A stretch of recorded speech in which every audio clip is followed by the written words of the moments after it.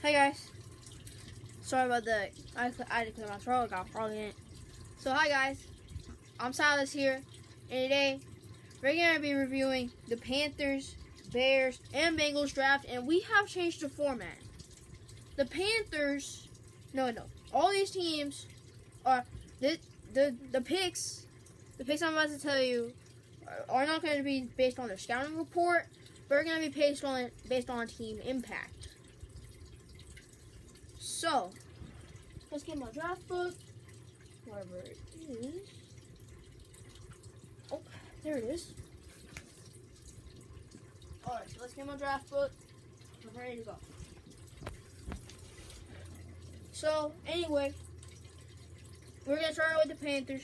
And in the first round, they got Derek Brown. Brown is Brown, the defensive tackle at Auburn, which they have needed. His father Thomas called him to Ontario Pro, and he was traded to the Cowboys. And they need a guy like Brown. He's absolutely insane, and he can just ragdoll SEC offensive linemen. The man is a freak, and I'm expecting him to have a good career and a good impact on the Panthers. Next up, we have Yetur Gross-Matos. We all know his story. He deserved to be here. And according to this, oh my goodness, where is the Panthers? Okay, there they are. The starting defensive ends have been unrestricted free agents in Gerald McCoy and Wes Horton. And with that, they can have Brian Burns. Gerald McCoy and Wes Horton already got released by the Panthers. Already got traded by the Panthers. So Gerald McCoy and Wes Horton have left. So now this is their defensive line starting lineup, which is pretty inexperienced. Okay, Brian Burns, who just flopped last year, so he may be able to shed the bust label on him. Alright, and then there is Yetur Gross-Matos and Derek Brown. That defensive line only has 4 years of experience in the NFL. 4 years of experience in the NFL. I don't know. I mean, maybe they're gonna have to maybe they'll have to struggle because they're so inexperienced. This defensive line is very inexperienced. Okay, that's all I'm saying. The next pick, they selected Jeremy Chin, who can only cover the vertical routes. Okay, but even though the secondary was, even though they finished in the top half, their secondary got burned way too often. And James Bradbury and Trey Boston are unrestricted free agents. I may have to look it up later. So that's all for the Panthers. Shin has the hands and speed, and then there's the concerns on his level of competition. I don't really think this is gonna work. I don't think he's gonna become a quality starter. But in the end, I'm just some YouTuber voicing my opinion. Alright, so now we move on to the Bears. The Bears draft class. They didn't have a first round pick, and they selected Cole Kmet, which is a good pick because there's no guarantee he plays. Burn has not been healthy at all since 2018. No, not 2018. Since 2017. Since 2017, he has not been healthy. He has struggled to keep himself healthy. So Cole Kmet is a good pick. The man has the hands of a receiver, can go and make contested grabs, and I'm expecting him to become a quality starter and Trubisky's favorite target if Trubisky doesn't flop. Alright? So, next up, we have Jalen Johnson, in which Johnson, they didn't really need anything on defense, because they finished in the top 10 in pass defense last year. But Clinton Dix left. And Johnson has the speed, route recognition, and he can go zone and has the speed to do it in man. And he has a high football IQ.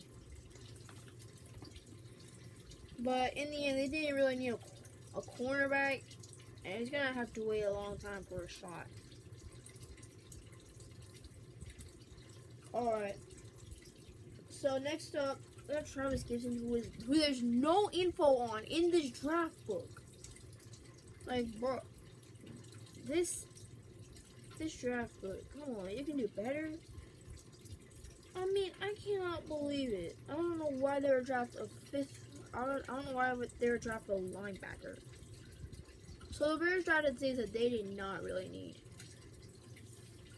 But Cole Kmet is something that they really needed. And I would say Cole Kmet is a quality starter. Maybe even a Pro Bowl. Who knows? Alright. So, anyway, that's the Bears. We move on to the Bengals. Alright? They drafted Joe Burrow, in which the quarterback situation was trash last year. Dolan did horrible, got benched. Ryan Finley came on and did horrible, got benched for Andy Dolan again, and that is how bad that quarterback situation was. I mean, they needed it. But Burrow is completely accurate. Okay? And he's got the high football IQ, but that offensive line for me is a concern. Okay? Nothing on Burrow here, but it's just he played on college football's top offensive line last year, and now he has to get used to a whole new offensive line. Like literally a whole new offensive line, okay? Which is complete trash, and the Bengals, and of course they're the Bengals, okay? The offensive line is just an early concern for me. Alright? Next pick, they draft T. Higgins.